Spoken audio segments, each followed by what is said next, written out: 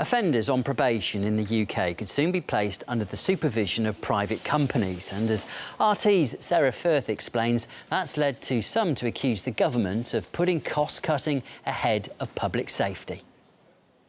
Rehabilitation revolution, that's what the coalition government's promised. And in a bid to cut reoffending rates, the government's now planning to turn to private companies like G4S, with plans to outsource a large chunk of the service by 2015. That might come as a surprise to some, given the less than gold standard performance of G4S at last summer's Olympics, when they failed to deliver on promised security.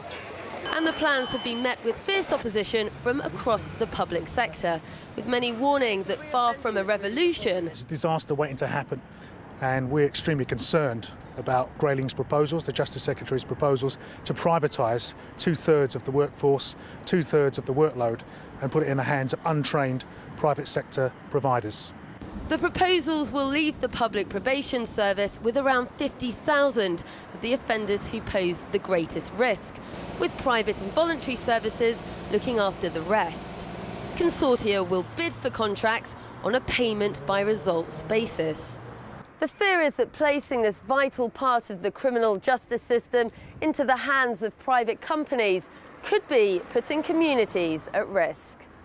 Well, there is a risk because although we have a number of prisoners who will never be released, the vast majority of prisoners will be walking out of those gates behind me and coming to a town or a house near you. Many of the low to medium risk offenders go on to commit much more serious crimes, the so-called revolving door of reoffending. Andrew's just finished his second stint here at Wandsworth. Just 3 months after his release from prison the first time, he found himself right back inside. Can I ask you, if you don't mind, because you said you've been on probation before and you've actually then gone back inside to prison. What went wrong in that system? What happened? Okay, they were trying to find me employment, right, yeah? I was trying to get on a training scheme, right, yeah, which is plastering, but they were waiting for funding from the government, like the Prince Charles Trust and so forth. Yeah. Now, that took time to liaisonate between the trust and then that to analyse and do whatever I had to do, and all that took 3 months. Yeah. By then, I wasn't living anywhere at the time. I was all over the place. So caught up in and then I just got caught back up in it, trying to survive. Yeah. It's this reoffending cycle the government's trying to break, and they say that payment by results will innovate the system.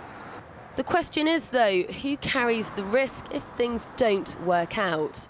At the end of the day, those private companies are going to be accountable to shareholders, not to the public, and their loyalties will be split. In fact, there will be no loyalty to the public. It will be primarily, if not only, to their shareholders. The plans have also confused many in the public probation sector, which won the 2011 British Quality Foundation Gold Medal for Excellence. Well, it's one sentence: public bad, private good. And at the end of the day, I still abhor the idea that anybody makes any profit out of the suffering of other people in the criminal justice system. But that's, I'm afraid, where we are at the moment. The government insists the plans are an evolution of the justice system.